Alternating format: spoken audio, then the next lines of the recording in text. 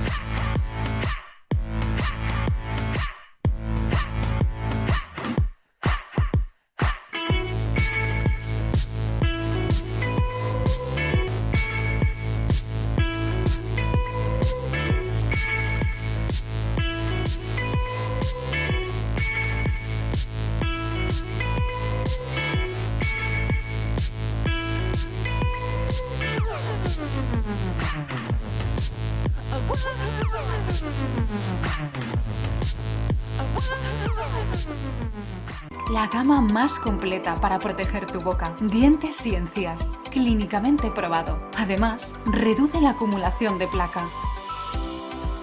Utiliza Vitis Orthodontic para prevenir la caries, cuidar la salud de tus encías, mejorar el confort bucal y asegurar el éxito de tu tratamiento.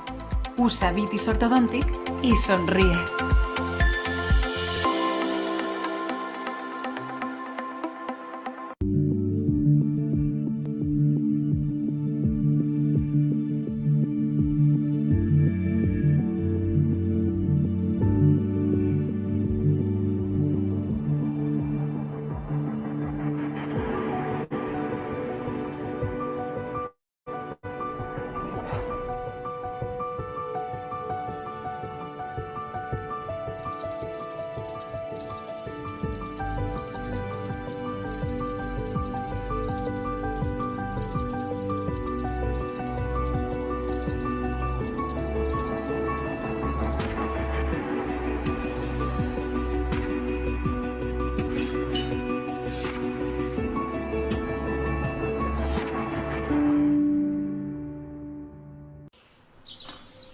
Gordo, ¿no has probado tu desayuno? No puedo, tengo un afta y me duele muchísimo. Entonces prueba Gengigel. Gengigel es una gama única de productos para el cuidado bucal sin anestésicos que utiliza las propiedades del ácido hialurónico para ayudar a tratar afecciones orales como aftas, gingivitis, heridas de ortodoncia y molestias provocadas por la salida de los dientes. Gengigel es otro producto de Farmoquímica del Pacífico.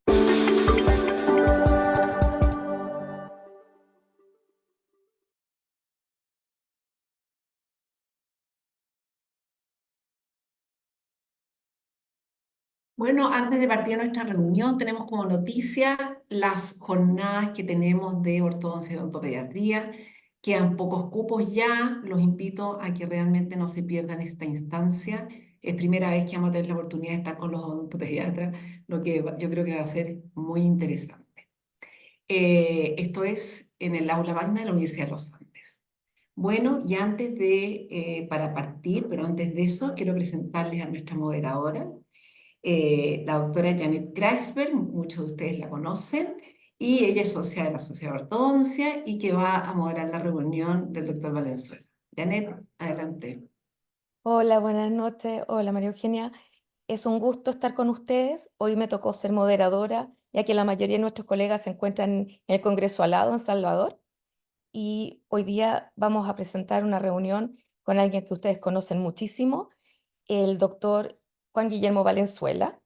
Es especialista en ortodoncia y ortopedia dentomaxilofacial, acreditado en el manejo de técnicas de arco recto, ROT y MBT, profesor asistente del Departamento del Niño y Ortopedia Dentomaxilofacial, académico de pre y posgrado de la Cátedra de Ortodoncia de la Universidad de Chile, miembro del Consejo de Escuela de Graduados de la Universidad de Chile, director del programa conducente a título profesional de especialista en ortodoncia y ortopedia dentomaxilofacial de la Facultad de Odontología de la Universidad de Chile. Doctor, es un placer presentarlo y la reunión es toda suya.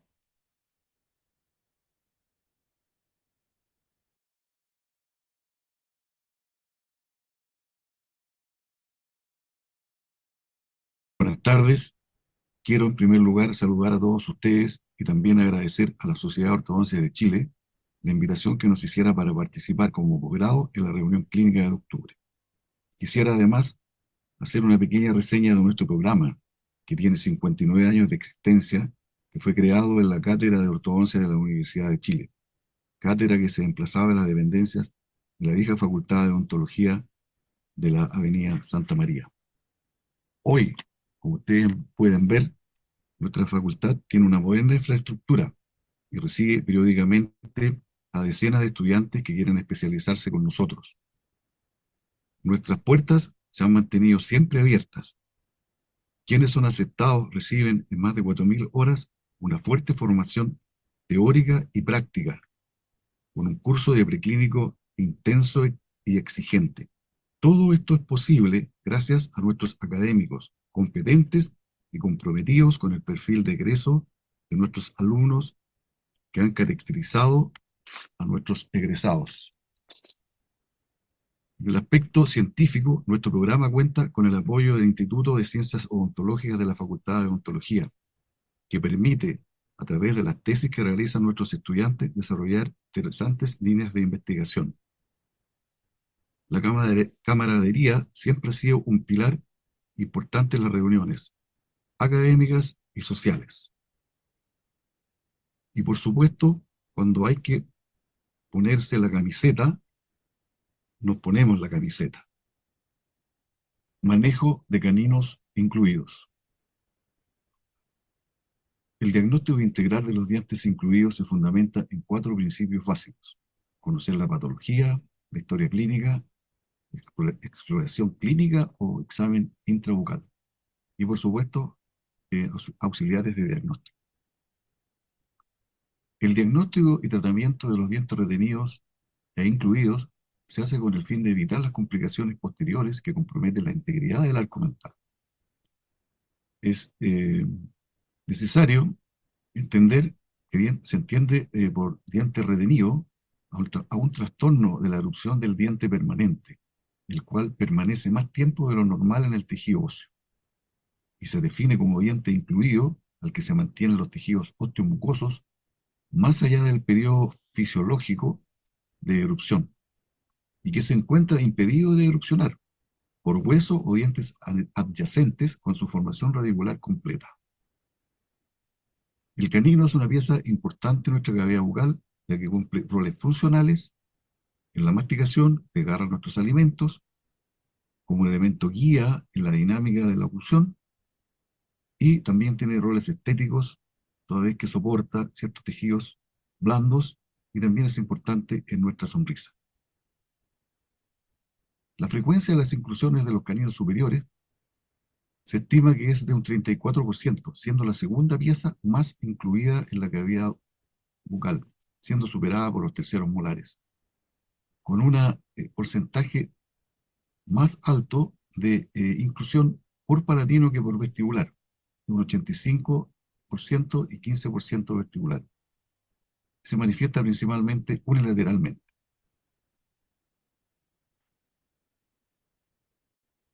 En cuanto a la etiología del canino retenido, en el año 92 se hace una revisión de los conceptos y se realiza una clasificación de los factores etiológicos, clasificando estos factores en generales y locales. Los factores generales, ¿cierto?, alteraciones endócrinas, enfermedades febriles y radiación, son factores que influirían, ¿cierto?, en la etiología de la retención del canino. Estos factores han sido poco estudiados en realidad, por lo tanto son pocas las investigaciones que demuestran de manera científica esta correlación. Tenemos también factores de tipo local, como la discrepancia entre el tamaño ventario del arco, retención prolongada o pérdida prematura de canillo temporal, posición anormal de gérmenes dentarios, presencia de fístulas, anquilosis, formación quística, dilaceración radicular, agenesia de incisivo lateral superior, alteraciones de tamaño y forma de incisivo lateral superior. Respecto de estas causas locales y lo que tiene que ver con la discrepancia entre el tamaño dentario y longitud del arco, en un principio se pensaba que tanto la retención por vestibular y palatina se debían a la discrepancia óseo-dentaria. Pero en el año 1983, para precisar, Jacobi propone conceptos diferentes y dice que la retención por vestibular de canillos superiores se asocia principalmente a la falta de espacio o discrepancia. El canino, en consecuencia, no tiene espacio para erupcionar, quedando retenido por vestibular.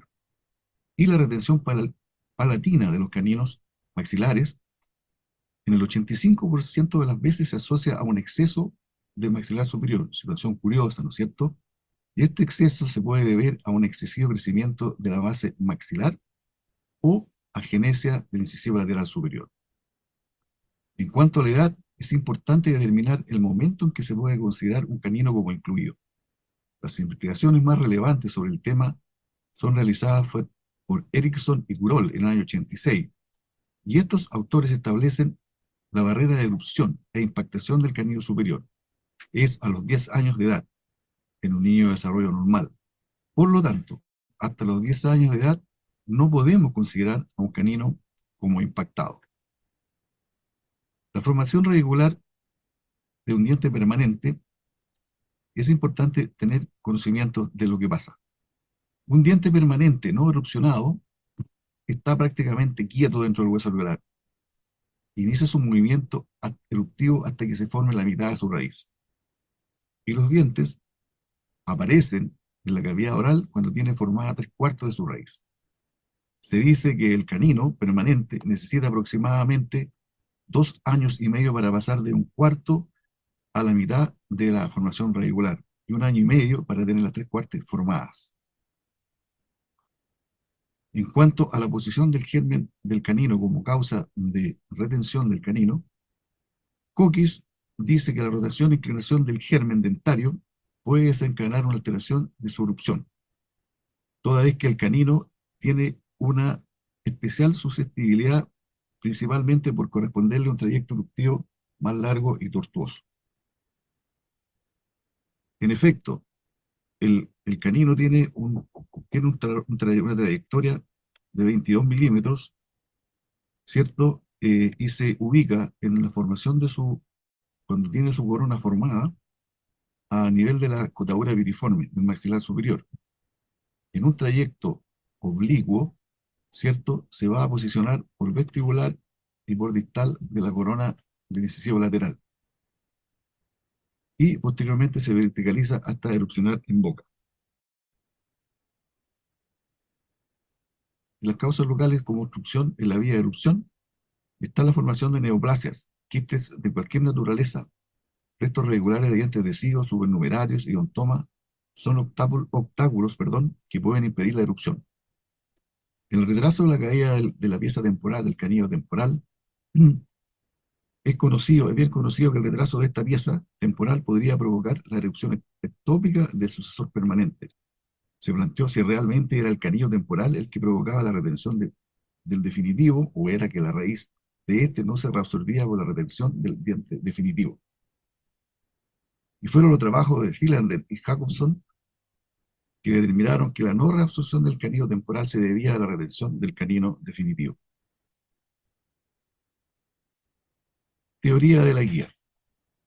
La teoría de la guía se basa en que la guía ejerce la raíz del incisivo lateral para permitir la erupción del canino en su posición normal. Uno de los primeros autores que propuso que la agenesia del incisivo lateral era un posible factor etiológico en el desplazamiento palatino del canino fue Bass. Posteriormente se descubrieron, cierto, que en estudios de pacientes que presentaban retención palatina de canino superior, una alta incidencia de incisivos laterales anómalos de forma y tamaño. había un porcentaje importante de caninos retenidos que se asociaba a alteración del incisivo lateral, encontrándose un porcentaje de 17,2% de incisivos laterales conoideos, 25% microdóntico y 5% presentaba genesia. Investigaciones posteriores de estos autores confirmaron esta relación. Y tenemos imágenes, ¿cierto?, de una radiografía en que hay una genesia de incisivo lateral, ¿no es cierto? Es otra vista, ¿no es cierto?, de imágenes de radiografías periapicales, donde tenemos todavía el canino que está impactado, ¿no es cierto?, que está retenido, incluido, y estas piezas aún se mantienen intactas, pero el canino va a seguir erupcionando, ¿no es cierto?, y va a provocar un daño en los incisivos centrales, provocando una reabsorción de estas piezas, con un pronóstico desfavorable para el paciente. Por otro lado, tenemos la teoría genética, ¿cierto?, que asigna la anomalía de erupción del canino permanente superior como el resultado de una alteración en el desarrollo de la lámina dental. Esta teoría indica que el origen genético de los caninos impactados por palatino ocurre con una mayor incidencia en conjunto con otras alteraciones dentales, tales como erupción ectópica, primeros molares, inflacución de molares primarios, aplasia de premolares y tercer molar. Hay una ocurrencia de otras anomalías. El desplazamiento, retención de los caninos parece no ser un hecho aislado, sino que se produce en asociación con otras anomalías dentarias genéticamente relacionadas. Así, genesias dentales, la reducción sistemática del tamaño dentario y el retardo generalizado del desarrollo dentario están asociados con el desplazamiento palatino del canino maxilar. Bachetti, y colaboradores publicaron un estudio en el año 2008 acerca de la erupción de los caninos superiores en relación al estado de madurez esqueletal de las radiografías del cráneo de acuerdo a su estado cervical. Los sujetos se dividieron en pre-PIC, ¿no es cierto?, en el estado CS1, CS2, PIC en el estado CS3, CS4 y post-PIC en el estado CS5, CS6. Y se encontró que los caninos superiores erupcionaban con mayor frecuencia, en un 56,5% al menos un año antes del PIC, y el resto lo hacía durante el año del PIC o el siguiente. Por lo tanto, en este estudio se puede concluir que la falta de erupción de los caninos en el estadio C5 y C6, ¿cierto?, nos indica una erupción retardada o sospechar de una retención. Cuando nosotros recibimos un paciente de 8 a 9 años de edad, ¿cierto?, que nos consulta, hacemos una inspección visual y una palpación, buscando, ¿cierto?, algunos indicios. Por ejemplo, retardo de la erupción del canino permanente, vemos si los caninos temporales aún están en boca, buscamos, ¿cierto?, examinamos si hay inclinación o malposición del incisivo lateral, hay movimiento distal o vestibulización, asimetrías en la arcada, y esto es importante, ausencia de abultamiento por el vestibular 2 años antes de la erupción, y o presencia de bulto en palatino, alteraciones de forma y tamaño o ausencia de incisivos laterales. Esto para ir haciendo una aproximación diagnóstica a la situación del canino en cuanto a la factibilidad de que erupcione.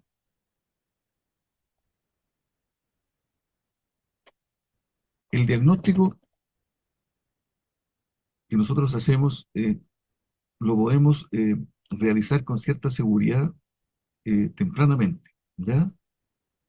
Entonces, podemos decir que la detección temprana de los caninos retenidos se puede realizar mediante un examen clínico, que es algo muy simple, a partir de la edad de los 9 años de edad.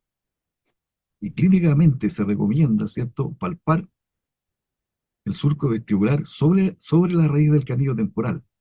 Y cuando se palpa una protuberancia a este nivel, se considera que el canino presenta posición de erupción favorable. Y cuando no se encuentra esto, se debe sospechar de un trastorno de erupción del canino permanente y se puede confirmar radiográficamente entre los 9 y 11 años de edad. En cuanto a los métodos de predicción del canino, cuando tenemos sospecha, ¿no es cierto? Tomamos exámenes, tomamos una radiografía panorámica y podemos hacer varios estudios. Tenemos el de Erickson y Kurol, el de Warford y el de Powers y Short. En cuanto al de Erickson y Kurol, que es un estudio, ¿no es cierto?, que permite saber la probabilidad de impactación que va a tener el canino que estamos estudiando, ¿no es cierto? Vamos a ver la relación que tiene la cúspide del canino en las áreas, en 4 áreas que dividen los tejidos que están en relación con la raíz del incisivo lateral. Y se distinguen 4 áreas, ¿no es cierto?, por distal, ¿cierto?, y que van desde distal a mesial. Y cuando la cúspide del canino se encuentra en esta área, ¿cierto?, sin tocar la raíz, tenemos una probabilidad de impactación muy baja. Y esta probabilidad de impactación va a ir aumentando a la medida que la cúspide del canino, incluido, se empieza a deslizar hacia el sector cuarto, con una probabilidad de impactación alta de un 99%. El método de Warford y colaboradores, ¿cierto?, utiliza una horizontal bicondilia y traza unas líneas que cortan a través de este plano, que se corta a través del eje que se traza longitudinal de los caninos. Estamos evaluando, ¿no es cierto? Y se van a formar ángulos, y se consideran los ángulos internos, ¿ya? Y se considera que es favorable el pronóstico, ¿ya? En la medida que los ángulos son mayores, lo que indica que existe una mayor verticalización de los caninos, ¿ya? Y desfavorable cuando los ángulos son menores, como menor a 59 grados. Muy desfavorable cuando tenemos un ángulo de 50 grados. Por otro lado, tenemos el método de Powell y Short, que utiliza la línea media sagital, que la corta una línea que pasa por el eje longitudinal del canino, ¿cierto?, formándose un ángulo. Y acá el pronóstico es favorable cuando este ángulo es de 0 a 15 grados, ¿ya? Reservado cuando este ángulo aumenta y mayor eh, cuando se encuentra mayor a 30 grados, ¿ya? Es decir, mayor a 30 grados tenemos un pronóstico malo. Pero el elemento que nosotros necesitamos para estudiar, o el examen que es hoy el gold standard para tratar caninos, evaluar caninos, es el combing, porque es una imagen 3D que elimina la superposición de las estructuras, nos permite decir si la ubicación es vestibular o palatina y la angulación que tienen, el grado de la absorción radicular de los dientes adyacentes también nos permite visualizarlo y permite, por supuesto, hacer un buen plan de tratamiento. En consecuencia, hay alteraciones por la inclusión del canino, como migraciones de segmento, desviación de línea media, maloclusión, epiñamientos, quistes foliculares, un arco dental más corto, desplazamiento. Pero lo más importante, la consecuencia que más nos debe interesar, ¿no es cierto?, es la reabsorción radicular de dientes vecinos permanentes. ¿Qué se provocaría, cierto? Porque el folículo coronario del canino no erupcionado, que aquí se vislumbra un poco, provocaría una compresión de los vasos sanguíneos del periodonto de los dientes vecinos, provocando una muerte de los cementoblastos, iniciándose así el proceso de reabsorción o de rizálisis. Cuando nosotros nos encontramos con caninos permanentes ectópicas, tenemos algunos métodos que podemos tomar.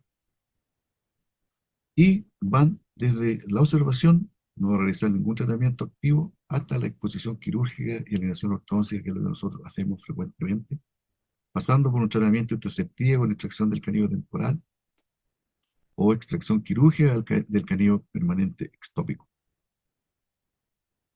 Cuando decidimos no tratar, sino que solamente observar,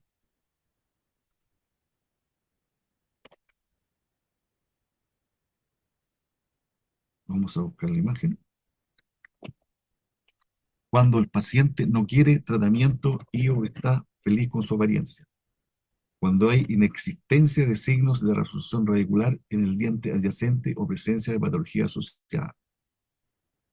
Cuando tenemos un canino primario con un buen pronóstico. Debe existir un adecuado contacto entre el incisivo lateral permanente, entre este diente temporal con sus vecinos, repito, con el lateral y con el premolar. No debe haber demasiado espacio.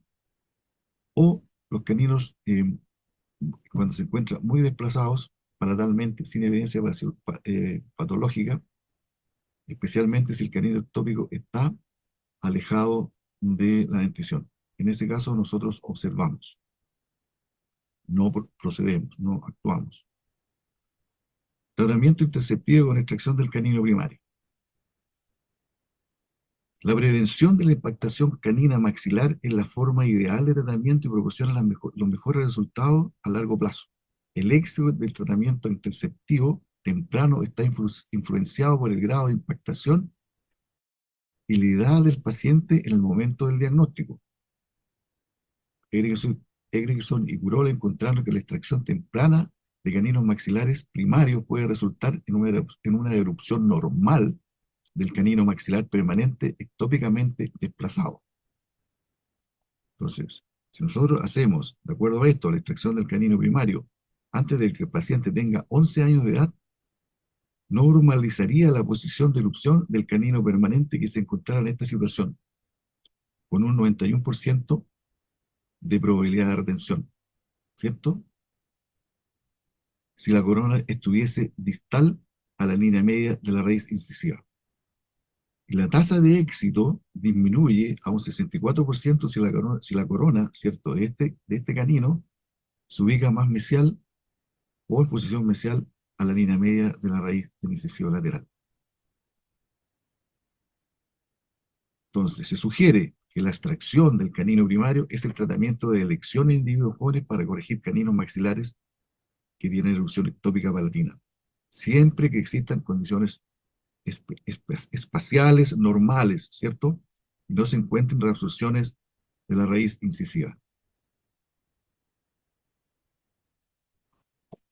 Otros factores que pueden influir en el pronóstico respecto de la factibilidad de esta pieza de quedar incluida está dada por la horizontalidad, ¿ya? Que presenta el canino, el eje del canino, ¿ya? Power y Short descubrieron que cuando la angulación vertical excede el 31%, la probabilidad de erupción normal después de la extracción disminuye. Pero entre los elementos más relevantes, ¿ya?, para el pronóstico, se considera la superposición canina respecto del incisivo lateral más que por su angulación, ¿ya? El apiñamiento dentario puede influir también en la impactación del canino maxilar. Se requiere un tratamiento ortodóntico complejo para resolver el apiñamiento, la impactación y la maloclusión. Entonces se recomienda al odontólogo extraer el canino primario de manera oportuna para evitar la impactación de los caninos permanentes. Factores que determinan el tratamiento interceptivo a través de la exodoncia del canino primario. Tenemos que esto se debe hacer en pacientes entre 10 a 13 años, donde obtenemos mejores resultados y obviamente mejor cuando hay ausencia de apiñamiento. Considerar la necesidad de mantener el espacio, incluso crear espacio, y esto es importante. Si el examen radiográfico después de 12 meses de haber iniciado o haber realizado la extracción del canino primario no revela una evolución favorable, se debe considerar otra alternativa de tratamiento, ¿ya? Aquí tenemos imágenes de una paciente que consulta en mi oficina, ¿cierto?, por la presencia de un canino de apiñamiento y tenía diferentes los dientes, el paciente en un lado de otro según la mamá. Paciente de visión mixta de 9 años de edad, ¿no es cierto? Pedimos, ¿cierto?, la radiografía panorámica y encontramos un canino en una posición muy horizontal y muy alta, muy desfavorable, ¿ya?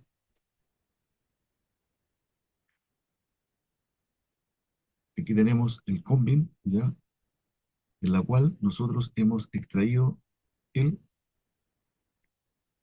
extrajimos el el canino temporal y el molar, primer molar temporal. Es uno de los procedimientos de prevención para mejorar el ángulo de ataque del canino que se encuentra en posición alta. Aquí tenemos la imagen que nos da cuenta de que esto es así de efectivo. Entonces vemos que esa horizontalidad se pierde y el canino se ve más vertical. Y con el tiempo vamos viendo que esto va mejorando, se va haciendo más favorable o con un mejor pronóstico de erupción de esta pieza que todavía no tiene formada su raíz. Aquí tenemos una imagen de una radiografía panorámica, ¿cierto? Que nos da esperanza de que el canino va a erupcionar en boca.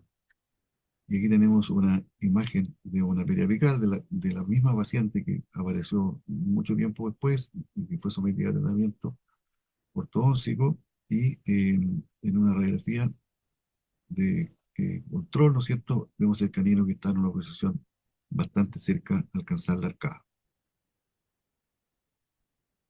Entonces, ciertas consideraciones que hay que tener, que un 78% de los caninos ectópicos palatinos logra un recorrido normal de erupción luego de la extracción del canino primario. No se le olvide, el éxito disminuye a medida que aumenta el grado de malposición del canino ectópico.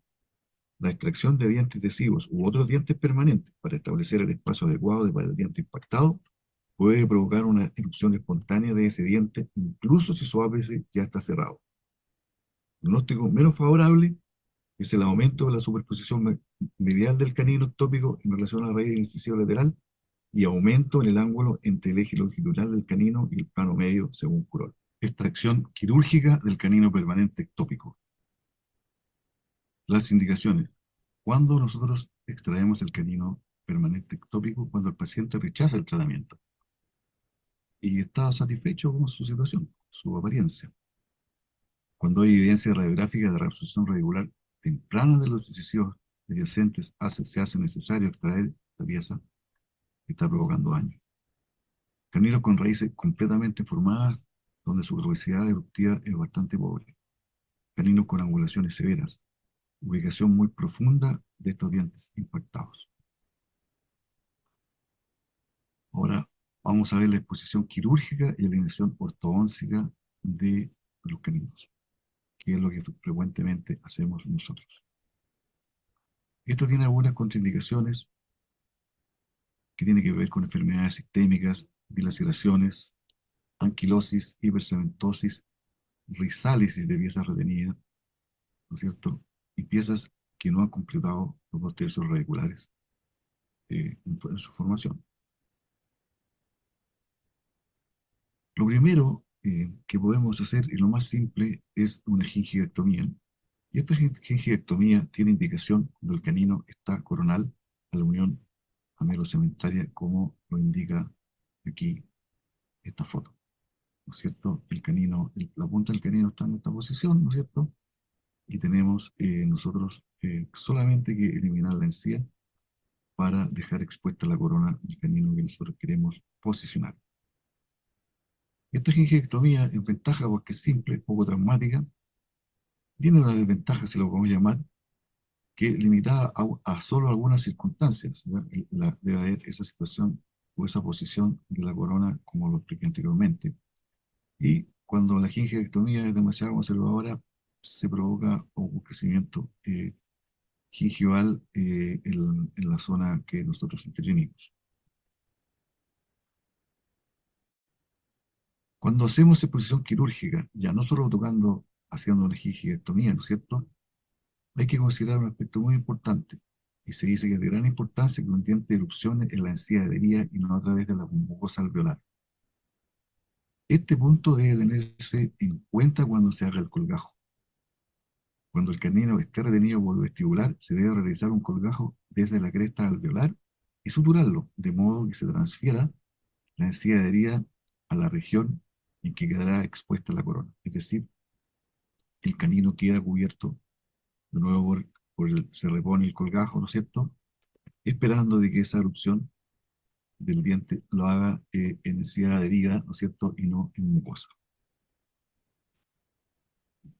Aislamientos generales. Cuando nosotros hacemos la tracción de un canino debemos considerar 4 elementos. Una unidad, lo que se llama la unidad de anclaje, los aislamientos y los intermediarios. ¿Qué es lo que es la unidad de anclaje? La unidad de anclaje, ¿no es cierto?, se opone a la fuerza de resistencia. Es la estructura, el aparato que nosotros utilizamos para resistir las fuerzas reactivas. ¿Ya?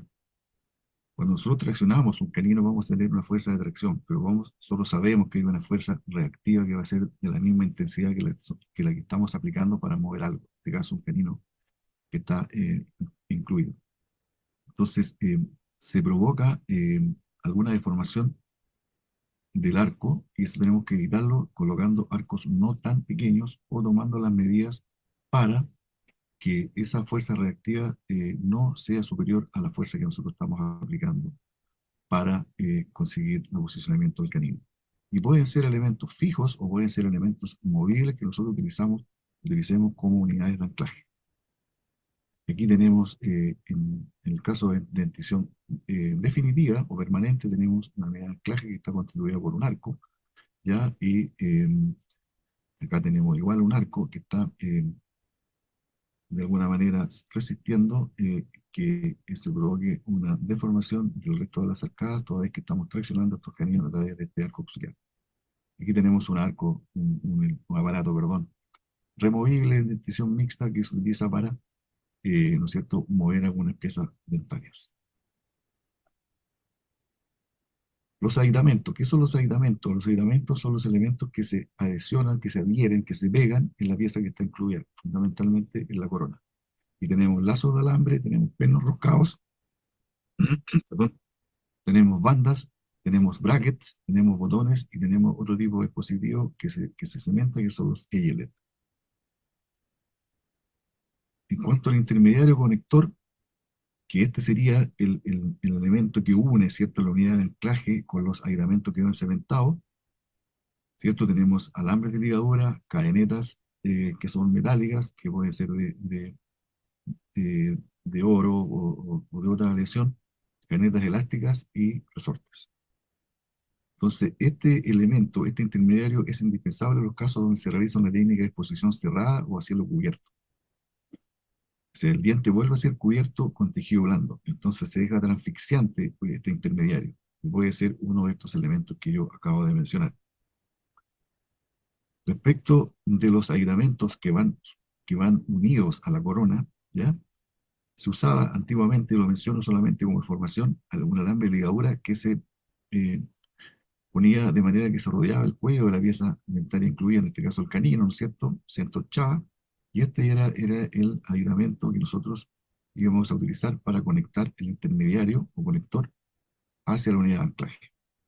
Pero se provocaban problemas de rizálisis, ¿cierto? Había anquilosis, había una serie de consecuencias desfavorables que hicieron que esto no se use hoy día.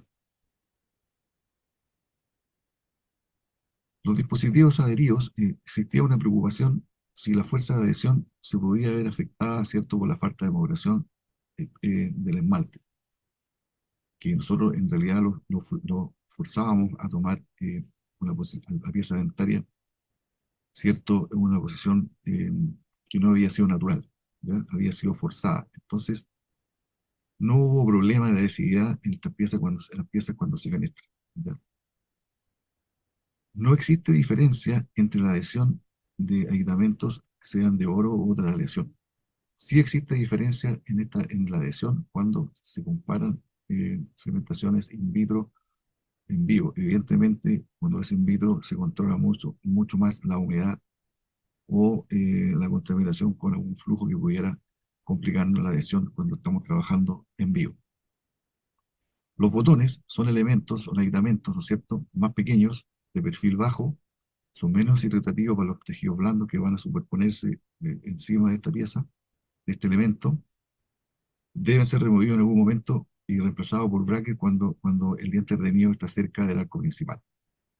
Tienen forma curva y forma plana, y estos tienen una base con una rejilla, ¿no es cierto?, que permite una mejor adhesión. Tenemos otro elemento que es el eyelet, que es un aislamiento que tiene un ojal para poder enhebrar el intermediario. Hay distintos tipos que son soldados a las bandas, a una banda, de ortodoncia o con malla de refuerzo. En realidad se utilizan los EIELET en este caso con malla, ¿no es cierto? Y este dispositivo es el primer dispositivo de preferencia que utiliza en el momento de la cirugía, toda vez que al colocar este intermediario conector enhebrado y entorcharlo posteriormente es imposible, ¿cierto?, que se salgan. Lo que puede ocurrir, por ejemplo, con este elemento que tiene un botón que al maniobrar esto, al colocarlo, moverlo en el arco en las ciertas etapas de la tracción, se puede soltar de acá y esto está cubierto, entonces hay que refenestrar. Entonces, es preferible, ¿cierto? Es más seguro utilizar este aditamento para realizar la tracción. Y en este caso se está utilizando una tunelización, se está traccionando a través del nicho que dejó el canino temporal. Los módulos elásticos, ¿cierto? Son cadenetas elásticas o filamentos elásticos. Las cadenetas elásticas nosotros las conocemos, son estas ligaduras elastoméricas, estas cadenetas elastoméricas, ¿no es cierto?, de diferentes marcas, que son fáciles de usar, pero tienen una pérdida rápida de su capacidad de conseguir, pierden fuerza, siendo en otras palabras, ¿ya? ¿Cierto? Por lo tanto, a los 14 días, sí o sí hay que cambiar este elemento. Tenemos los filamentos que son usados como un mediador o un conector para unir el EIELET con el arco de acero. Son más delgados, por lo tanto pueden pasar por ese ojal fácilmente en este caso, intermediario que es el EIELET. Los aparatos removibles versus aparatos fijos para realizar esta tracción, ¿no es cierto? Evidentemente los aparatos fijos son aconsejables, ¿ya?, toda vez que no dependen de nuestro paciente, como lo ocurre con los aparatos removibles, que son pacientes dependientes. Además, los removibles tienen un control limitado de movimiento y no presentan capacidad para tratar casos complejos. Podemos traccionar también, ¿no es cierto?, en forma directa con arcos a nuestros, perdón, traccionar con un elemento elástico directamente al arco, ¿ya? Como en este caso, en que tenemos un diente que ya está con la corona expuesta, ¿no es cierto? Lo traccionamos directamente con esta cadeneta elástica, ¿ya? Eh, Tratando de provocar fuerzas suaves, ¿ya? Damos que no se tiene que aplicar fuerza excesiva, nos indica que la tracción elástica favorable sería en este caso de 28 grados desde el braque al canino principal y podemos actuar como se muestra aquí en la imagen, que tenemos una cadeneta elástica, ¿no es cierto?, que la conectamos, ¿no es cierto?, a las dos piezas vecinas que son separadas por un coil, ¿no es cierto?, para posteriormente llevarla y unir este elastómero, esta pieza, ¿no es cierto?, a este intermediario que está apareciendo aquí a través de la encía en forma transficción, ¿ya? Distinto es el caso con el aparato removible, ¿no es cierto?, en que nosotros podemos conectar este aparato a brazos que se le diseñan a esta placa removible para aplicar una fuerza, ¿cierto?, y llevar el canino a una posición. Como dije antes, todo va a depender del uso que le dé el paciente. También nosotros en este procedimiento de traccionar los caninos podemos, en aquellos casos en que el arco, ¿no es cierto?, esta unidad de anclaje es muy próxima a el diente, hay muy poca distancia, ¿cierto? Entonces vamos a tener dificultad para traccionar. Hacemos estos arcos, estos bypass con algunos diseños, con estos helicoides que permiten darle direcciones descendentes y hacia vestibular, favoreciendo una rápida ubicación de los caninos, que puede ser realizada tanto en la arcada superior como en la arcada inferior. También podemos utilizar otros elementos, ¿ya?, para traccionar estos caninos, ¿ya?, que pueden actuar como elementos intermediarios sin necesidad de unir esto con algún otro elemento, ¿no es cierto? Y en este caso tenemos este tipo de cantilever, ¿ya?, que va el paciente con un arco continuo pesado, ¿no es cierto?, que va a estabilizar el resto de la arcada, ¿no es cierto? y eh, vamos a instalar este cantilever, ¿ya? Que va a ser colocado en el tubo accesorio de la banda molar, toma esta posición y nosotros lo llevamos a la ranura del bracket. Y va a provocar, ¿cierto?, una fuerza extrusiva con un giro que se provoca a consecuencia de la posición del centro de resistencia. Lo mismo que ocurre acá en el molar, ¿ya? Toda vez que al hacer una fuerza que no coincide con el centro de resistencia, que tenemos una distancia entre la aplicación de la fuerza y el centro de resistencia, vamos a tener un momento, que también es una fuerza intrusiva. Es un aspecto biomecánico que nos compete analizar ahora. Entonces, al realizar esta fuerza, se provocan algunos movimientos que no queremos del molar, sobre todo hacia palatino, en sentido vestíbulo palatino. Entonces, para evitar ese tipo de efecto, nosotros instalamos, ¿cierto?, una fuerza extraoral que es poco conveniente, poco práctico, pero sí preferimos instalar barras transpalatinas. Este cantilever, nosotros también le podemos dar un diseño como aparece acá, que se coloca en esta posición, se hace esta suerte de loop, que es un poco cuadrangular, ¿no es cierto?, y que es más fácil de insertarlo directamente en el bracket. Aquí tenemos un cantilever, ¿no es cierto? Es otra alternativa, tenemos un cantilever, ¿ya? Que, que viene desde el molar, ¿ya? Y se conecta, para no generar excesiva fuerza, se conecta a través de un segmento de tarno y que se va entorchando de manera de ir provocando una fuerza exclusiva del diente que está ya en erupción. Tenemos este elemento que es la ballesta o ballista, ¿ya?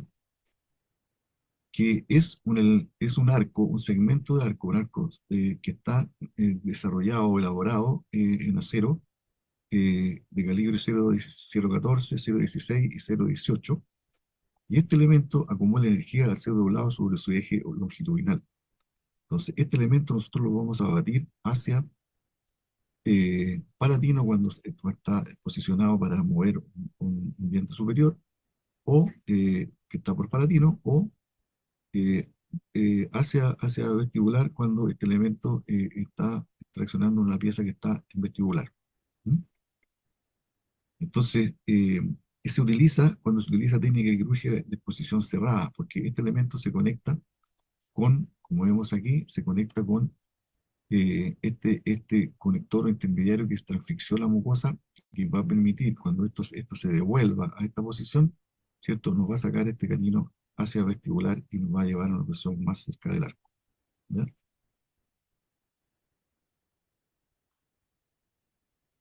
Tenemos este arco, que es un arco llamado alambre labial auxiliar, que fue diseñado por Korhausen, elaborado alambre redondo de un diámetro de 0,14 a 0,16 pulgadas, que forma un loop vertical, ya en el área donde nosotros vamos a actuar frente al canino. Aquí lo tenemos instalado, ¿no es cierto? Este auxiliar es atado a todos los braques del arco por encima del arco principal. Va a un arco principal pesado, con la extremidad insertada dentro de un tubo auxiliar en los molares. Es un método especial muy parecido al ballista o ballesta, especialmente para utilizar en retenciones cuando son bilaterales. Ahorramos bastante tiempo con un solo arco haciendo movimientos en dos piezas que están complicadas. Aquí tenemos el arco labial auxiliar, ¿no es cierto? Este arco labial que es de acero, de calibre 0.12, 14, 0.16, ¿no es cierto? En esta imagen lo tenemos no activado, ¿cierto? Pero no conectado, ¿no es cierto?, con la pieza que vamos a traccionar. ¿Ya? Distintas imágenes, aquí se hizo la fenestración, y esto se deja en un botón con un conector que se transfixia y se liga se repone el colgajo y se une este brazo del ballista con el alambre que transfixió, permitiendo el movimiento del canino a la posición que nosotros deseemos. Ahora, este arco labial auxiliar, ¿no es cierto?, que puede ser de lado a lado, ¿cierto?, debe tener una una característica especial en la parte donde se conecta a los molares, ya este tipo de diseño, ya esta parte, esta punta va conectada a este tubo y esto a este tubo accesorio, ya de manera de evitar rotaciones cuando se active y se ligue a la pieza que estamos traccionando, ya sea por palatino o por vestibular. Brazos de palanca unidos a dispositivos de anclaje transitorio o microtornillos, ¿cierto? Aquí tenemos un microtornillo, ¿cierto? Que es un microtornillo infrasigomático que se le ligó un alambre de EMEAS 1925, ¿ya? Con un tornillo de 2 milímetros, de 2 por 10 milímetros, ¿ya? Para traccionar este canino que se le hizo una corticotomía. Por supuesto tenemos un arco base, ¿no es cierto? Este arco base es un arco base de 18018, ¿ya?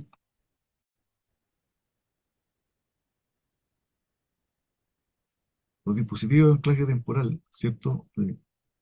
Eh, por ejemplo, podemos utilizarlo como anclaje directo, ¿ya? Anclando directamente el diente que queremos mover a este microtornillo, o de una manera indirecta, ¿ya? Es decir, este microtornillo lo unimos a esta estructura, ¿ya? Que va a soportar eh, la deformación que está sufriendo este arco y que por la fuerza que está ejerciendo para llevar este diente a posición. Entonces, esa fuerza la está de alguna manera indirectamente conteniendo, fuerza reactiva está conteniendo el dispositivo de anclaje temporal, ¿ya? O microtornillo. En cuanto a los caninos palatinos, tenemos los dispositivos son muy similares a los que utilizamos por vestibular y encontramos de nuevo con este ballista o ballesta que es un elemento unilateral de alambre, el cual es introducido dentro del tubo auxiliar del molar y que debe tener esta característica, que es igual que el auxiliar vestibular, ¿no es cierto? Y se coloca en el tubo que va a la fuerza sectoral, que está diseñado para eso, y este elemento se conecta en este tubo de acá para evitar fuerzas de rotación y que efectivamente se provoque la fuerza que nosotros necesitamos para llevar en la pieza a posición, ¿ya? Repito, sea esté ubicado por vestibular o por palatino. En este caso, estamos hablando de una pieza que está ubicada por palatino. Y la fuerza del arco es proporcional a la longitud del alambre, tanto en su posición vertical como horizontal. Un arco de 0,16 genera una fuerza de 60 a 100 gramos, y un arco de 18 produce una fuerza mayor. Lo que nosotros necesitamos aquí son fuerzas suaves, ¿ya? Que van a depender de la fuerza, como veremos luego, de cómo traccionemos la pieza, si es siguiendo el eje longitudinal del diente o son fuerzas con diferente dirección. Aquí tenemos un elemento que se incorpora, ¿cierto?, a esos ballistas por palatino, que es una vara transpalatina, ¿no es cierto? Toda vez que al girar esto vamos a provocar una fuerza sobre este molar. Y para contener y evitar que se provoquen inclinaciones o tipeos efectivo vestíbulo palatino, se coloca este elemento, ¿ya? Que puede ser, aquí está exagerado, que puede ser eh, reforzado esta unidad de anclaje, digamos, con bandas que van soldadas a la banda, siento, constituyendo una unidad bastante resistente para que esta fuerza que se va a generar al abatir aquí no tenga repercusión en este molar. Aquí tenemos una situación que vemos evidentemente estos bultos que debían estar en vestibular, pero que esto es lo que nosotros podemos encontrar en los niños. Esto está por palatino, ¿no es cierto? Que la imagen nos dice que son los caninos definitivos que están palatinizados, están incluidos. Entonces, aquí nosotros diseñamos un sistema de tracción con este tipo de elementos, ¿ya? El ballesta, ¿no es cierto? Para provocar el posicionamiento de este diente. Y este elemento, evidentemente, cumple una función. Una vez que ha cumplido la función de sacar la pieza a boca, ¿no es cierto? Y dejado en esta posición, nosotros podemos completar la arcada, ¿cierto? Usar un arco continuo, usar un arco base, y utilizar elementos elásticos para poder traccionar este canino y llevarlo al arco a una posición favorable. Arco palatal activo. Este es un arco diseñado por Becker y Silverman, que es un arco palatino delgado 0,16, que tiene en su diseño dos omega 2 loop a cada lado, ¿ya? Y que permiten asegurar este arco a los molares. Este elemento nosotros lo activamos llevándolo con el dedo a una posición más inferior, lo hacemos descender como ocurre en este caso, ¿ya? Y para posteriormente llevarlo de vuelta o aproximarlo a este canino que fue fenestrado y que se dejó este conector asfixiado y lo amarramos. Debemos ser cuidadosos porque aquí la fuerza es no tan leve, pero dada la posición del canino a veces amerita utilizar este tipo de elementos. Una vez que nosotros llevamos las piezas a esta posición, que la corona está más expuesta, nosotros podemos incorporar otros aditamentos, podemos adherir o cimentar otros elementos que permiten utilizar ciertas fuerzas en diferentes direcciones, crear cuplas para provocar rotaciones de estas piezas denteras y dejarlas bien ubicadas en la caja. En cuanto a la resolución de un canino impactado por palatino usando fuerzas incluso palatales desde un auxiliar vestibular, debemos paso a paso hacer lo siguiente. Primero, debemos tener nivelado y alineada la arcada. Debemos abrir el espacio para el canino con un arco de espesor medio, ¿cierto? O sea, un arco redondo, 0,16 o 0,18, y con un coil, y por supuesto esto lo hacemos con un coil abierto, que nos va a provocar espacios, ¿sí? Posteriormente, una vez obtenido esto, consolidamos esa situación con un arco que es preferiblemente rectangular, 17 por 25, que puede ser de MA o puede ser de 0. Y posteriormente hacemos la posición quirúrgica, la cementación del eyelet o el botón, lo que nosotros resolvamos, y le colocamos cuando merite la ligadura, que puede ser una ligadura de Tano de 0,12, ¿cierto? Entonces aquí hay un diseño de este elemento que va a provocar una fuerza incluso palatal, ¿cierto? Está aquí abajo colocada en boca, ¿ya? Y se tracciona hacia palatín, ¿no? Como se muestra aquí en esta imagen, y se contiene con este conector que transfixió la pieza fenestrada. Y tenemos una pieza, ¿cierto?, que está en una posición bastante alta, bastante complicada, ¿no es cierto? Al parecer no está dañando las raíces de las piezas definitivas, ¿cierto? Una imagen del combin, un corte también, y se procede, ¿cierto?, a traccionarla toda vez que definimos con esos exámenes, ¿cierto?, la posición exacta. Se hace el colgajo y se retiene la mucosa ligándola al lado contralateral para hacer la osteotomía, ¿no es cierto?, en forma tranquila, ¿no es cierto?, y poder colocar el aislamiento sin necesidad de tener tantos operadores, ¿ya? Y una vez cementado, se transficia, este elemento se repone el colgajo para luego conectar este elemento que está esperando para hacer la tracción correspondiente. Tenemos este caso de esta paciente, ¿no es cierto?, que tiene esta situación, que debe tener estos aumentos de volumen y persistencia de los caninos temporales, ¿ya? Están en boca, tiene un alineamiento relativamente bueno, entonces se puede destacar la persistencia o la permanencia de los caninos temporales, el aumento de volumen bilateral, lo que podemos destacar en esa imagen, ¿no es cierto?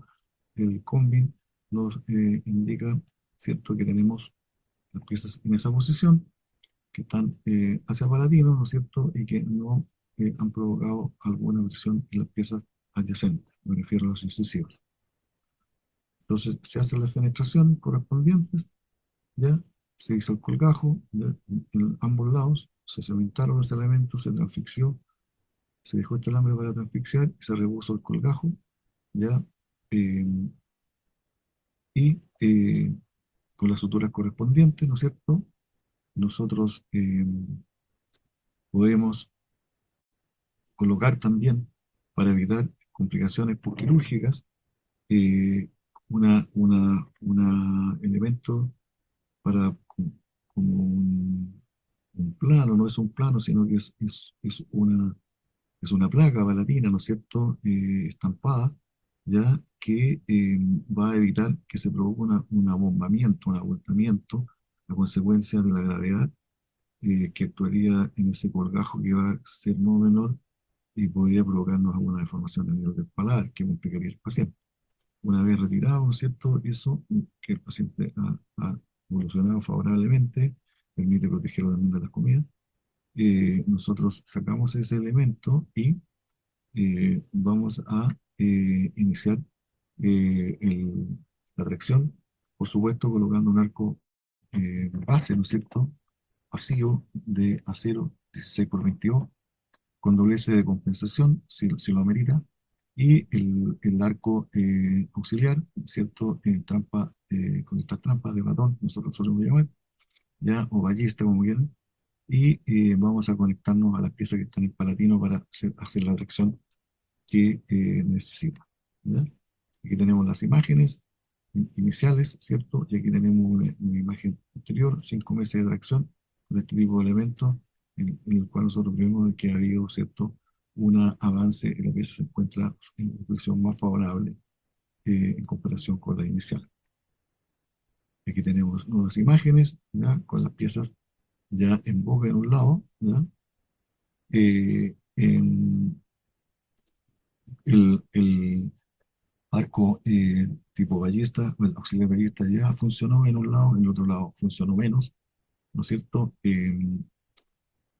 Entiendo que en este caso hubo que refenestrar ya para poder llegar a un buen término con la atracción, ¿ya?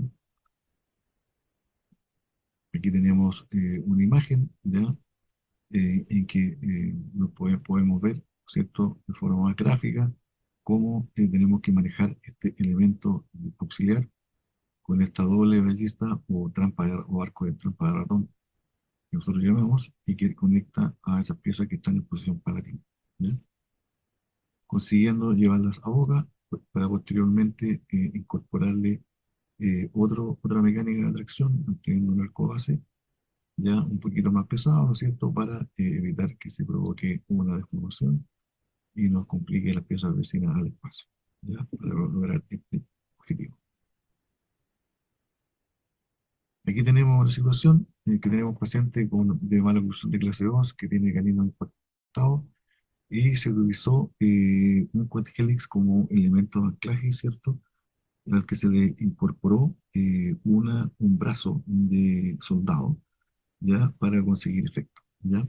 Normalmente yo tengo algunos reparos respecto a esto mero, porque la distancia que se provoca entre la encía, ¿no es cierto?, y este elemento que nosotros le incorporamos y que soldamos, que puede ser soldado acá o soldado acá, como aquí es una barra transpalatina que es un quad helix, son demasiado rígidos, por lo tanto es poco práctico, es poca la fuerza que nosotros podemos hacer, ¿ya?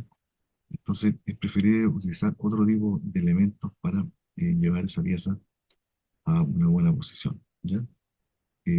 Tal vez cuando queramos llevarla hacia distal, alejarla, bueno, utilizar un elemento que tiene que ser más corto, como veremos luego. Y eso provoca que esta pieza se aleje, se desplace la corona hacia distal para posteriormente ubicarla en el mercado. Tenemos la barra transpalatina, también es un elemento versátil para realizar ese tipo de movimiento que yo acabo de describir, donde tenemos esta barra transpalatina que se ha diseñado esta danza y se le ha conectado un extremidor elástico y era directamente al botón de la pieza que se fenestró, está en boca, que tiene un aislamiento cementado, ¿cierto? Un botón. Nosotros la estamos alejando de las piezas para posteriormente llevarlas en esta dirección a la arcada. Los dispositivos de anclaje temporal o microtornillos, ¿cierto? Son útiles toda vez que tienen una cabeza que permite, ¿no es cierto?, conectar ranuras, ¿cierto? Que son una suerte de slot que permiten conectar arcos también o pasar arcos por esta zona, redondos en uno y rectangulares en otro, para conseguir propósitos de tracción de caninos, ¿ya? Eh, Mini placas para movimientos, no tengo experiencia, por lo tanto podría, sí que he visto, me ha tocado ver un caso, pero no puedo mencionar características ni mostrar algo que realmente no he hecho. Respecto a estos microtornillos, retomando el tema, estos microtornillos pueden ser interregulares o intrarregulares, ¿ya? O no interregulares, perdón, interregulares y no interregulares, y estos son o extrarregulares, ¿ya? De estos que tenemos el buccal shell y el infrasigomático, que son los que más utilizamos para realizar movimientos de piezas en que eh, no compliquen el movimiento de los dientes de la arcada dental. Estos dispositivos de anclaje temporal como información tienen posiciones distintas eh, de acuerdo a la anatomía, ¿cierto? Hay ubicaciones que son preferibles de colocar. Y esta imagen nos describe algunas dimensiones de estos microtornillos para áreas determinadas, que para información la coloco en esta presentación. La fuerza de tracción, si el diente se encuentra en su eje longitudinal, se requiere una fuerza mínima. Estamos hablando de 10 a 15 gramos. Si hay un mínimo de inclinación, la fuerza estará en el rango de 20 a 40 grados centímetros cuadrados, ¿ya? De superficie radicular. Entonces debemos considerar también la resistencia de los tejidos blandos en una técnica cerrada versus la técnica abierta. En una técnica abierta, entonces nos dice que tenemos que ocupar una fuerza más suave que la que debiéramos utilizar en la técnica cerrada. En caso de dientes que están anquilosados y que hayan podido ser luxados, o sea, se recomienda una fuerza continua de tracción con mayor intensidad del aumento de la luxación. Vale, es importante decir que en algunas oportunidades hay piezas que están luxadas, que están anquilosadas, ¿ya? Y que quedan en una posición favorable para que nosotros realizamos algún movimiento de giro y las luxemos, ¿ya? Y realicemos un movimiento de tracción para posicionarla en el arcada. Vamos a ver unos casos clínicos. Tenemos un caso clínico de tracción ortodoncia de canino con botón de Nance, con auxiliares de acero, con técnica de ventana cerrada. Tenemos este paciente, ¿no es cierto? En el cual tenemos la arcada dentaria, tenemos la resistencia de este canino temporal. Y aquí se muestra en la imagen, ¿no es cierto?, que está en la panorámica, que está en una posición bastante comprometedora. Diría yo, hacia la zona, cerca de la zona 4, zona 3 a 4, ¿no es cierto? En un corte vemos cómo se encuentra relacionado con las piezas vecinas, ¿ya? En este otro corte sagital, ¿no es cierto? Este con corte más bien frontal, ya que nos da una visión de la cercanía con las piezas adyacentes. Entonces, instalamos un elemento, separaciones elatoméricas, ¿cierto? Para colocar las bandas de este botón de Nance y colocamos este elemento, ¿ya? Que lo vamos a conectar acá a este botón que está cementado en la pieza que se fenestró. Entonces, este elemento, ¿no es cierto? Sin duda que tenemos que hacer la fuerza con mucho cuidado, ¿ya? Para poder mover esta pieza hacia afuera. Y si usted se fija, tiene una serie de dobleces. Entonces, estos dobleces hacen que esta longitud vaya disminuyendo. Entonces, nosotros vamos haciendo un movimiento también al levantarlo de extrusión y también un movimiento de instalamiento al acortar la longitud de ¿sí? Eh, Posteriormente, ¿no es cierto? Nosotros lo liberamos de este elemento, ¿no es cierto? Y lo llevamos directamente al arco. ¿ya? A través de un elemento que conecta esta unidad de anclaje con esta pieza que está incluida, ¿no? Para, en definitiva, después de todo este movimiento, ¿no es cierto?, en que partimos así, ¿no es cierto?, cambiamos el elemento de atracción elástico, llevando el diente en posición, y terminamos, ¿cierto?, con la pieza que está impactada, incluida en buena posición. Disyunción, revaluación y tracción ortodóntica con arco base y técnica de ventana cerrada. Tenemos este caso con el paciente que es una niña, ¿cierto? Y que tiene ambos caninos en posición no muy favorable. Y tenemos los caninos temporales todavía con persistencia. En este caso, nosotros se hace una disyunción. La disyunción es una alternativa viable y favorable que se indica toda vez que si nosotros vemos esta imagen, aquí tenemos una cantidad de diastemas que no existen acá, y de hecho tenemos contenida esta disyunción con una barra transpalatina, ¿no es cierto? Esta disyunción nos da espacio y permite, ¿no es cierto?, que estas piezas dentarias que están todavía con potencial eruptivo cambien un poco su eje de ataque, ¿ya? Y favorezcan, ¿no es cierto?, el posicionamiento del canino en la arcada.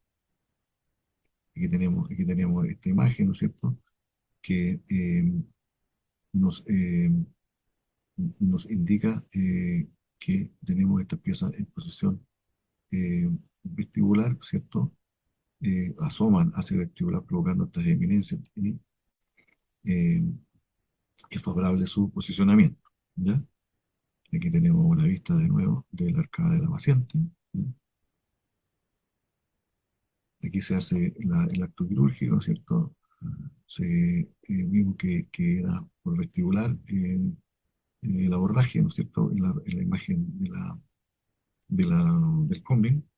Entonces tenemos este elemento que es una barra palatina instalada en boca. Tenemos los 4 incisivos conectados ya como una unidad de manera que no se nos muevan, ¿ya? Y, eh, iniciamos, ¿no es cierto?,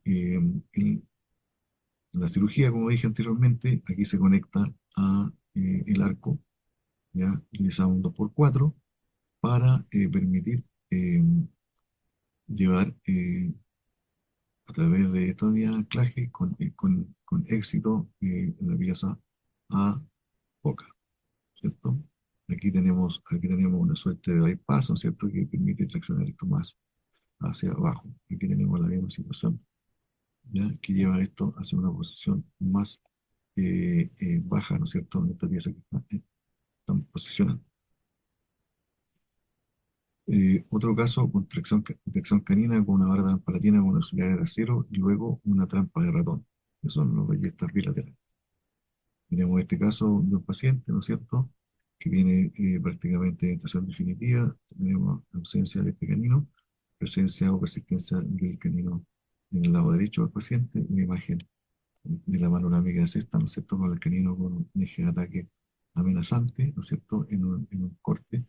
Vemos una zona radiolúcida bastante grande, ¿no es cierto? Aquí tenemos una visión de la combi que nos da cuenta de que el canino está en las coronas posicionadas por palatino, por ejemplo, el abordaje debe ser por ahí, y que hay integridad de las piezas vecinas.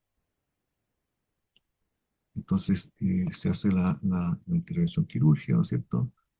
Se hacen los colgajos correspondientes, ¿ya? Y se hace la eliminación de este elemento que eran quistes foliculares que impedía, ¿no es cierto?, la erupción de los caninos permanentes.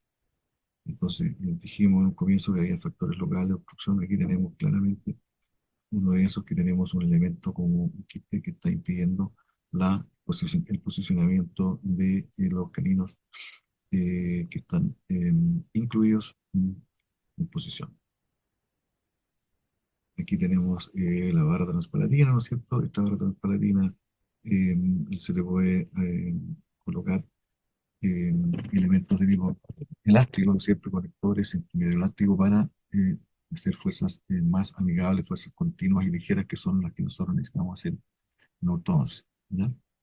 posteriormente, habiendo separado estas piezas, haber alejado estas piezas de canino de las piezas anteriores, de los incisivos, nosotros utilizamos otro elemento que es la trampa de ratón, ¿no es cierto?, para conseguir un efecto mejor, que toda vez que esta describe una trayectoria circular, semicircular, ¿no es cierto?, por lo tanto va a levantar esto y lo va a llevar en dirección hacia el arco, siendo muy favorable para el paciente y para nosotros, como tratantes, ¿cierto? Aquí ven ustedes que la trampa de ratón ha funcionado bastante bien, principalmente en este lado, porque es que nos ha permitido llevar esta pieza rápidamente a esta posición, ¿ya? Una vez ubicada aquí, como dije anteriormente, cambiamos este sistema, utilizamos arcos un poco más pesados, ¿no es cierto?, ¿ya? Para eh, traccionar directamente al arco esta pieza y ubicarla en posición. En este caso, igual, se coloca teniendo el espacio, ¿no es cierto? Ubicamos, ¿cierto?, este canino en la posición que nosotros decidamos dejarlo. ¿Mm? Tenemos otro caso de expansión rápida, reevaluación, tracción con ligadura de aproximación, arco base. ¿Ya? La disyunción, como dije anteriormente, es como una alternativa a considerar cuando tenemos pacientes que tengan piezas incluidas, ¿ya?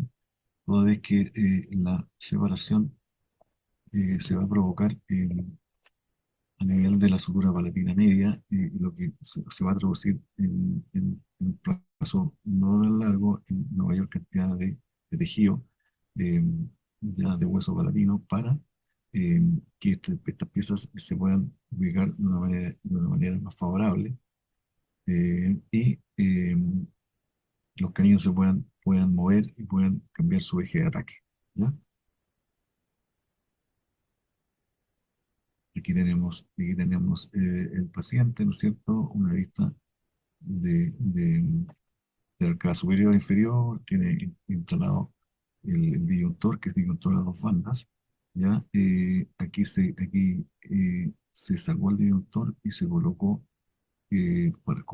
como elemento de contención una vara transpalatina, ¿no es cierto?, para mantener la pieza en posición, ¿ya?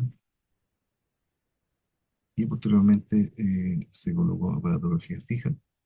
Evidentemente, este movimiento que nosotros hicimos, no tuvimos necesidad de hacer penetraciones, sino que estas piezas estaban tan eh, submucosos que solamente de manera espontánea se posicionaron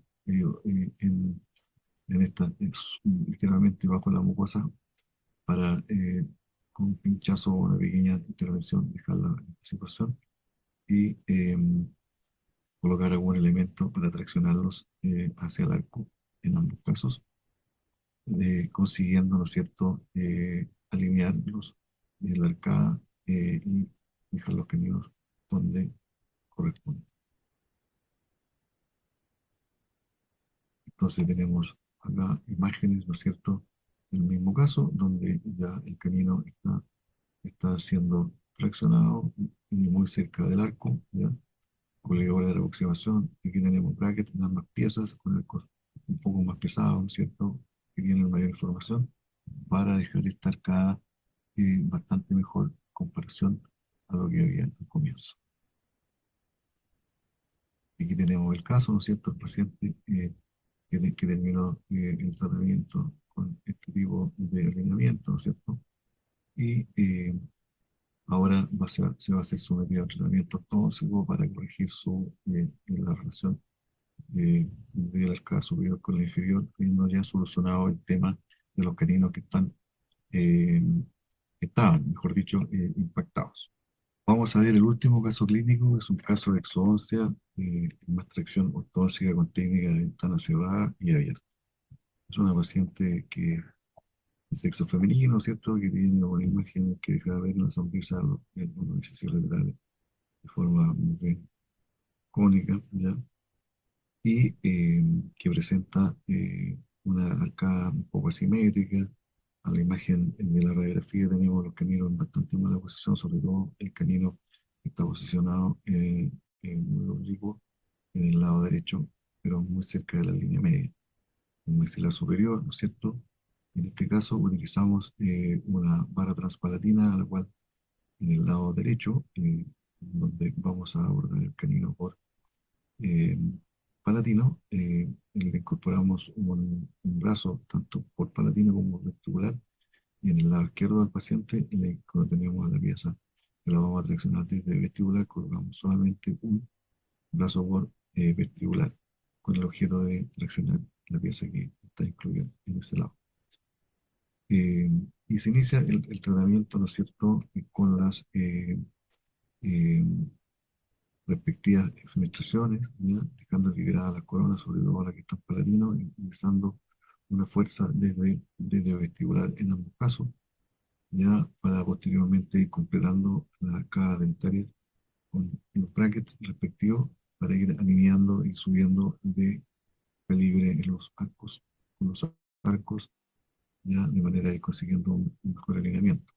Se pretende originalmente conseguir la posición de los dos caninos en la arcada, en el lado derecho, en el lado izquierdo del paciente, derecho de la pantalla, tenemos el canino bastante mejor posicionado con un botón que está ligado hacia el arco, un arco elástico que lo está llevando, que posteriormente se cambia por un bracket, ¿no es cierto?, para colocarlo en la ranura y traccionarlo y dejarlo en buena posición. En el lado derecho se insiste en colocar un coil abierto para generar espacio, traccionarlo posteriormente desde palatino.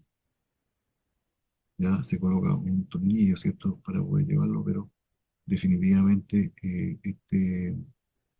esto no está resultando, ¿ya?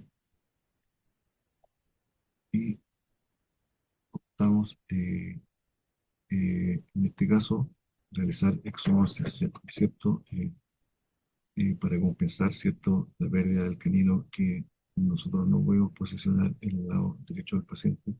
Comenzamos con una exodoncia que se realizó en el lado izquierdo del paciente, donde se extrajo un segundo premolar, de manera de conseguir, ¿cierto?, una eh, simetría en la arcada y no dificultar tanto el tema cuando se quiera corregir una oclusión propiamente tal. Muchas gracias por su atención.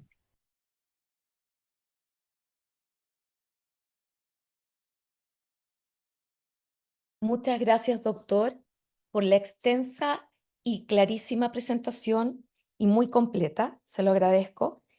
Desgraciadamente, en pos de la hora, no podremos realizar preguntas, así que me permito felicitarlo en nombre de la sociedad por esta presentación y queremos hacerle entrega de un certificado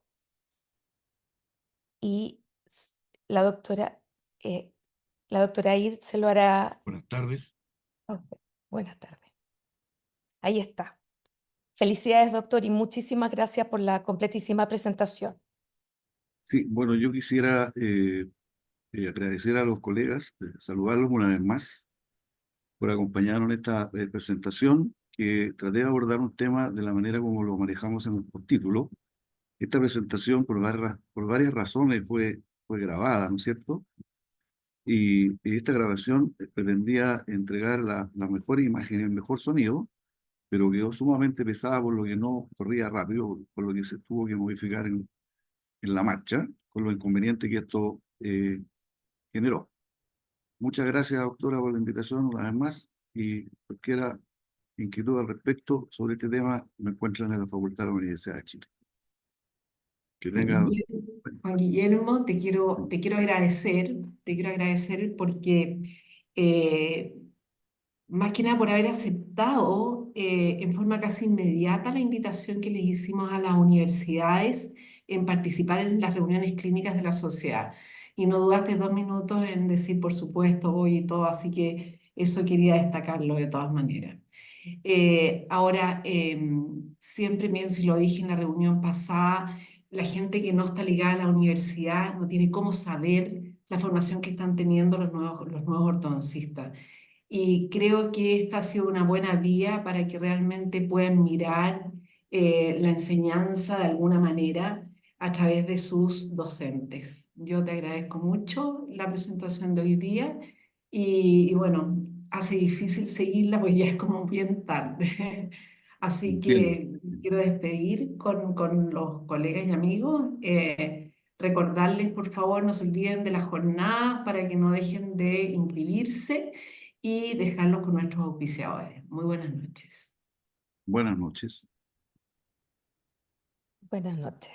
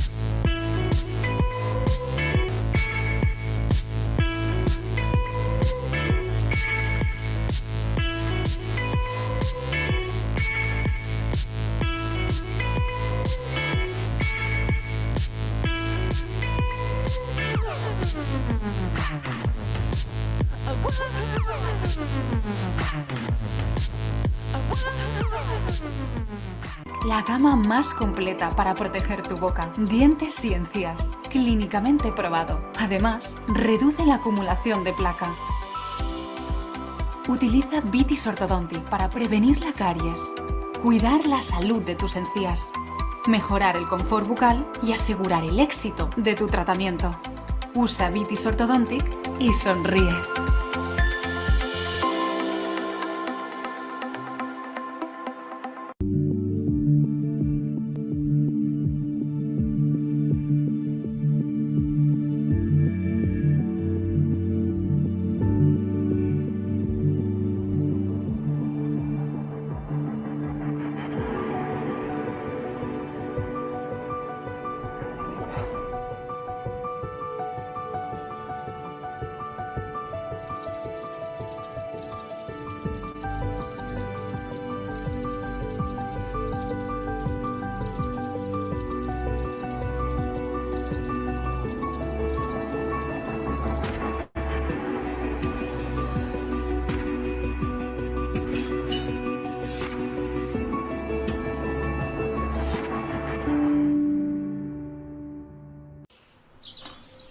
Gordo, ¿no has probado tu desayuno? No puedo, tengo un afta y me huele muchísimo. Entonces prueba Gengigel.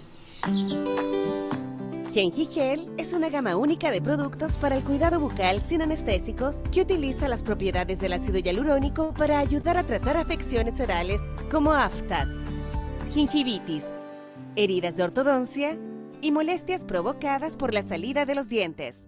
Gengigel es otro producto de Farmoquímica del Pacífico.